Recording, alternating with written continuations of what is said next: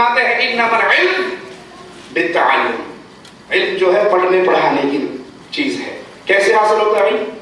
پڑھنے سے، پڑھانے سے، مذاکرہ کرنے سے، سننے سے، علماء کے پاس بیٹھنے سے، احادیث نقل کرنے سے، احادیث یاد کرنے سے۔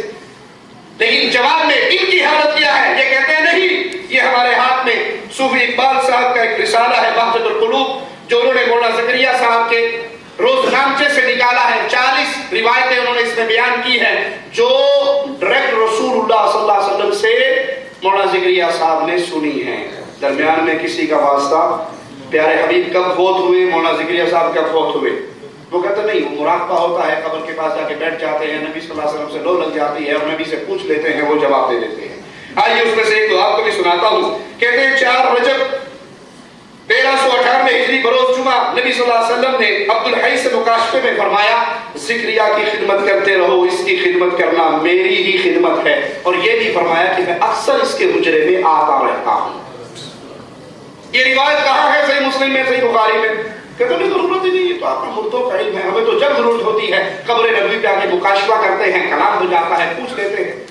ڈاکٹر طاہر القادری صاحب اپنے ایک پیر صاحب کا واقعہ سناتے ہیں کہ وہ صوفی بھی تھے اور بہت بڑے محدث بھی تھے، تو ان کے پاس شاگرد آتے اور وہ حدیثیں پڑھتے، وہ سنتے، کہاں کوئی کلام ہوتا تو بتا دیتے اس کی سند میں فلاں چیز غلط ہے، فلاں راوی جھوٹا ہے، اور اگر انہوں نے کسی روایت کو کنڈم کرنا ہوتا تو صرف گردن ہلا دیتے، ان پہ گردن ہلا دیتے۔ شاگرد سمجھ جاتے کہ اس روایت کے اندر کچھ کلام ہے، تو انہوں نے ایک حدیث سنائی، ایک روایت پڑھی، پیر صاحب نے منڈی ہلا دی۔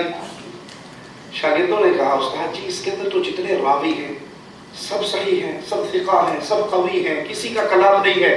وہ محدثانہ بحث کرنے لگے اس کی سند پہ، تو یہ بزرگ چپ کر کے سنتے رہے، پھر کہنے لگے تمہاری مانو یا صاحب سند رسول اللہ صلی اللہ علیہ وسلم کی مانو؟ میرے سامنے اللہ کے نبی کھڑے ہیں اور آپ فرما رہے ہیں کہ یہ روایت میں نے ارشاد نہیں فرمائی۔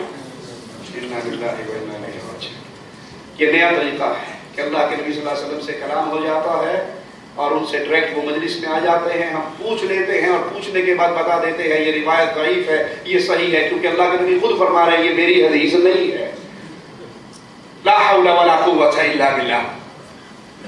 سفر 1400 ہجری میں دوپہر کو نبی صلی اللہ علیہ وسلم مدرسہ علوم شریعہ کے کمرے میں تشریف لائے، قیام کا حضرت شیخ میں، اور فرمایا میں شیخ کو ظہر کی نماز پڑھانے کے لیے آیا ہوں۔ شیخ بڑا پکا بے نمازی تھا کہ اس کو نماز کے لیے نبی کو ہی آنا پڑتا تھا، کسی اور سے اٹھ کے نماز نہیں پڑھتا تھا۔ یہ تو آ کر کے ناخن لو، اللہ کے بندو، تم عزت کر رہے ہو یا اس کی بےزتی کروا رہے ہو؟